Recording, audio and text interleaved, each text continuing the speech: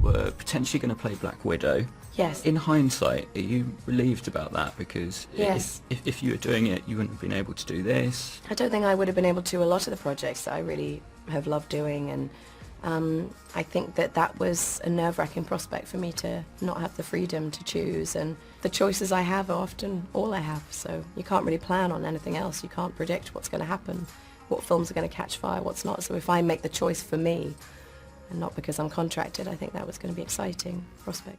What's going on, guys? Welcome to Everything Always. My name's Michael Roman, and there you heard Emily Blunt during an interview for The Quiet Place talking about the missed opportunity of playing Black Widow in the MCU. And now, breaking late yesterday, a brand new headline that says she's reportedly met with Marvel Studios for an upcoming film. We're going to break down where this report's coming from, the long chronicled history of her and the MCU, and just how her and her husband John Krasinkski got tied to all of this concept art for Mr. and Mrs. Fantastic, the actual reality that she'll be cast as Sue Storm in the upcoming Fantastic Four. Like I said, we're going to break it all down, but first, if you could grab the subscribe button, we're giving away 2 PlayStation 4 Pros, as well as a whole slew of other Marvel-related stuff, including a limited edition Infinity Saga box set. If you want to be entered to win, all you have to do, hit the subscribe button, then hit the notification bell, leave a like and a comment on this video, and if you want, stick around at the end of the video. We'll get into all the giveaway stuff again there. So it's pretty much old news at this point that Marvel Studios and Emily Blunt have talked in the past about multiple roles, and that in fact Black Widow might have been hers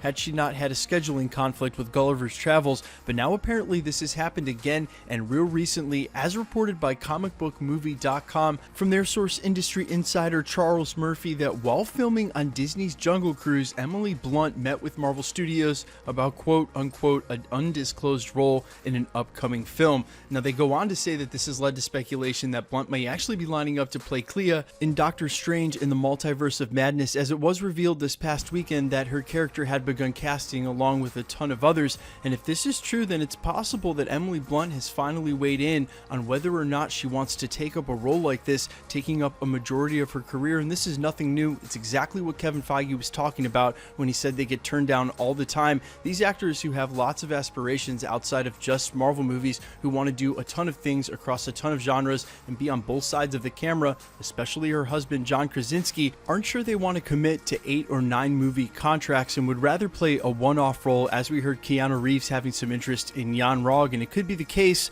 that Emily Blunt has decided the same, in which case Clea would be a perfect role for her if only needed in Doctor Strange in the Multiverse of Madness, and then maybe 1 or 2 other cameos in a crossover event down the road.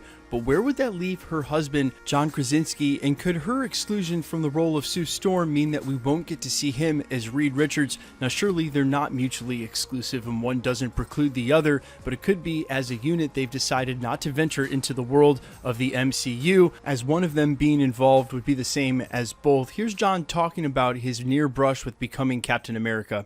I saw that you had almost gotten the role for Captain America. Is that correct? Wow, you really know how to bring up old wounds. Huh? No, I'm just kidding. Well, I was wondering if there was any other near misses like that roles that you wish you'd gotten, or No, I don't know. And it's funny because I really mean it when I say I grew up a realist. I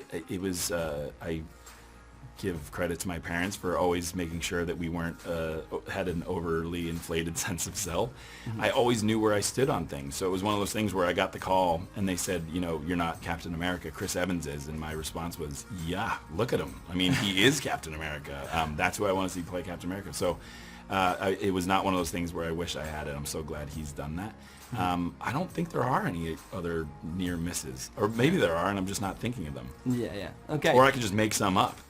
In hindsight, are you glad you didn't get that role? Because A Quiet Place might not exist. That's really interesting. I think A Quiet Place definitely wouldn't exist. I mean, I think there are benefits, and obviously Chris Evans seems to be having a great time. I love Chris, and I've been a friend of his for a while, and you know, those movies are so much fun, and I love watching them. I've been to every single one. I always tell him I'm first in line to see his new movies. But you're absolutely right. I mean, it's one of those things where you just, you know, that very Zen thing of let your life take you where it may, and I never would have been here if I had gotten Captain America, and I never thought about that.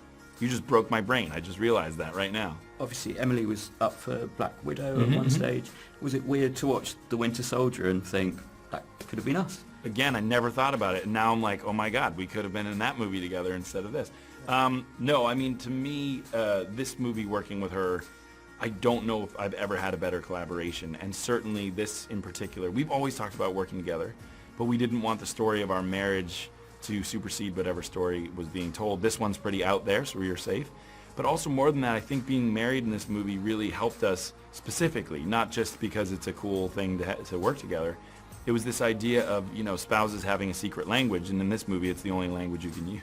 And again, that was actor John Krasinkski on his near miss with the role of Captain America in the MCU, and then immediately jumping to what it was like to work with his wife, Emily Blunt, as an on-screen couple during the movie The Quiet Place that he directed and they co-starred in. And if you listen to what he said specifically, and the reason I played that clip, he said they didn't want the story of their marriage to supersede the story they were telling on film, and they could get away with it in The Quiet Place because, as he put it, it was far enough out in left field. Well, if there's anything even more fantastic, pun intended, than A Quiet Place, it would be the two of them teaming up to play Reed Richards and Sue Storm in the next iteration of the Fantastic Four, never having to worry that the story of their marriage would ever supersede whatever's coming for the Fantastic Four in the upcoming phases. And you also heard him go on to say there he thinks it was important for their development and actors as a couple on screen, and it could be that was the perfect practice for them to take this into a long-term commitment like the MCU. But one final thought I'll leave you guys with, and as it applies specifically to John Krasinkski and Emily Blunt, as I do believe them to be in a completely unique situation. Perhaps no other actor or two actors have ever had this much concept art, this much time spent discussing them for two specific roles as these two in the Fantastic Four, Sue Storm and Reed Richards. And it's almost gotten to the point where the public has cast them, to the point if they cast anybody else that it might feel like a bit of a letdown. But let's remember, they haven't officially cast anyone, and for all we know, they haven't spoken to John Krasinkski or Emily Blunt at all. Again, there's a ton of fan art on the internet, maybe more so for any other actors that haven't actually played the roles, but that only further proves my point that this has pretty much been casting by public anointment, and that's not the way that it goes. We have no idea who Marvel Studios has in mind. It could be they haven't spoken to John Krasinkski and Emily Blunt. It could be that they have, and this is a strong no, or it could be, like we said earlier in this video, that they decided for the two of them a one-off role better suits what they want to do in their career. And there's a really good chance we won't get any official announcements. Yes, even including their 2-hour panel coming up at CinemaCon, we won't get any official announcements about casting reveals for the Fantastic Four or really any other property until San Diego Comic-Con this upcoming summer. Guys, let me know what you think in the comments about all of this, specifically the casting of Emily Blunt as Sue Storm, her husband John Krasinkski as Reed Richards. I know a lot of you guys are fans of this casting, but if you're not, leave that down in the comments. And if you think you have somebody better in mind for either role or a pairing of actors and actresses that could do a better job as a couple on screen, I'm all ears as well. You really haven't seen a lot of suggestions on the internet, but again, I think it's just because of this overwhelming amount of fan art and people just accepting these two as being cast. We've got to remember they aren't. Let me know all your thoughts down in the comments, guys, and quickly let's get into the giveaway stuff before I let you go. We're still giving away 2 PlayStation 4 Pros, the next of which is at the 600,000 subscriber mark. We just gave 1 away at the 550 mark and 2 away at the 500 mark. If you missed either of those announcements, all you got to do is scroll back to the channel. If you want to be entered to win, all you have to do, hit the subscribe button, then hit the notification bell with notifications turned on, leave a like and a comment on this video, and that'll automatically enter you to win all the rest of the prizes here at the channel, like the limited edition Infinity Saga box set. We just gave 1 away on New Year's Eve. The second one will be given away on the 2-year anniversary of the channel in April. If you want to be entered to win this, either of the PlayStations or any of the future prizes we're giving away here at the channel, as we've mentioned through the last couple of videos, if you've been waiting till this end announcement, we're doubling down on the number of prizes we're giving, hopefully all the way up to the 1 million mark over the next 2 years, and all the same rules will enter you to win.